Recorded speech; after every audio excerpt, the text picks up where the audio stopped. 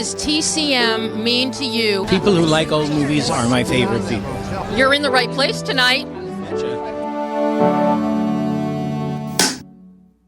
Ben Burtt, can I steal you for a minute? It's nice to meet you too. Yeah. My favorite. Recognize me? Who are you? Media, sir. You and I have interviewed before. You look familiar. Yeah, we've interviewed before. Probably wearing the same tie. No, you're a sound god. Well, yes, right. I came down from Mount Olympus just to be here on the red carpet. Yes, you have. Yeah. You know, I'm so thrilled. I was so thrilled. I understand that you have a surprise during When Worlds Collide. We're going to run it the way George Pal described it back in 1951. He wanted it, the rockets, the earthquake, to have a huge bass. Well, we're going to overdo. George is going to hear this one. Okay, we're doing a special process which we'll announce at the time. An audio enhancement of this film will make you feel it on your backbone. And boy, oh boy, and Steve Lee isn't going to be here to hear it. Tell Steve we've invented a new process. Right? Oh, he'll die. Yeah, we invented it just for this showing. So, you know. And what will this new process technically entail? It entails 14 18-inch subwoofers with 2,200 watts of power. So that's all I can really say right now. Wow. Don't sit too close. You know, every year you keep coming back and you always dazzle everybody with more sound knowledge, things like that. Well, I'm curious for your take on how the sound has progressed to the point it is today with some of these huge blockbusters. You know, we get guys like at Formosa who are like Mangini and Steckinger who are amazing in what they do. Right, exactly. And they do a great job balancing all the cacophony that we now have. We are in the age of the cacophony. You know, I suppose during my most fruitful years, we had bursts of cacophony in between areas which were more selective, either just the music or just the sound effect scene, maybe. Nowadays, it seems to be end-to-end kind of the same cacophony. Much harder to mix and design for because it's like all the instruments playing at once in the orchestra, and you still want them to make some harmony to the whole thing. Yeah, it's a tougher assignment, really. It's the style of films in general for the tentpole, you know, type special effects movies. But what I'm also noticing now with a lot of these up-and-coming filmmakers that can pick up a camera and they can shoot a film, and sound is something they forget about. Yeah, you know, sound has always been kind of one of the last steps for many filmmakers.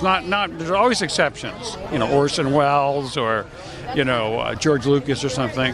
But in general, they're so consumed with storyboarding and writing the script, or maybe they're writing the script right through the whole production, that they don't often fall back and think about what you could do with sound right from the beginning to help tell the story.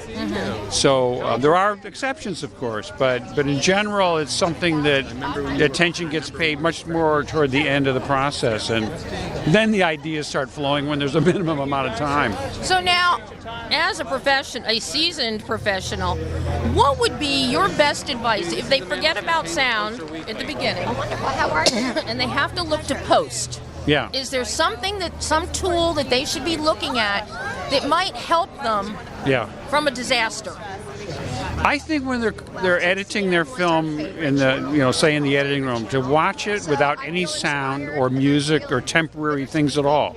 Especially music, you know, it's very easy to just drop in some, action cues, and it seems like a finished movie. But by doing that too early in the process, you might be missing something about the audience actually being in the story.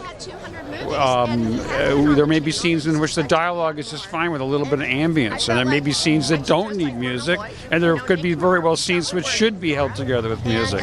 You can't, I think we used to watch after a rough cut of the films, like the Star Wars films, without any.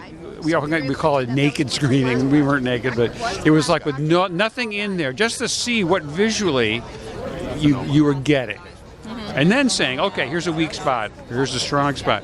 Now how can we reinforce what we're learning from just the cinematic visuals? And so that's a long answer to your question. Hey, that's a great answer, Ben. Stop and give it consideration. I'm going to have to play that on my radio show. You know, after I have these young directors on talking about their film, and I say, well, maybe you should listen to this before your next one. Yeah, right. Yeah, right. Well, it might help. You know, there are films that approach, you know, may not be the best way, but for your big action movies, you know, do that. Oh, Ben, always a pleasure. You are such a vital part of this industry. We wouldn't be where we are without you. Well, you know, Star Wars opened right at this same theater. I know. And we were just a few blocks away, actually continuing the mix for updates of it. But we heard there were lines up here forming. So everybody stopped and came up here to see the lines because it was completely unexpected.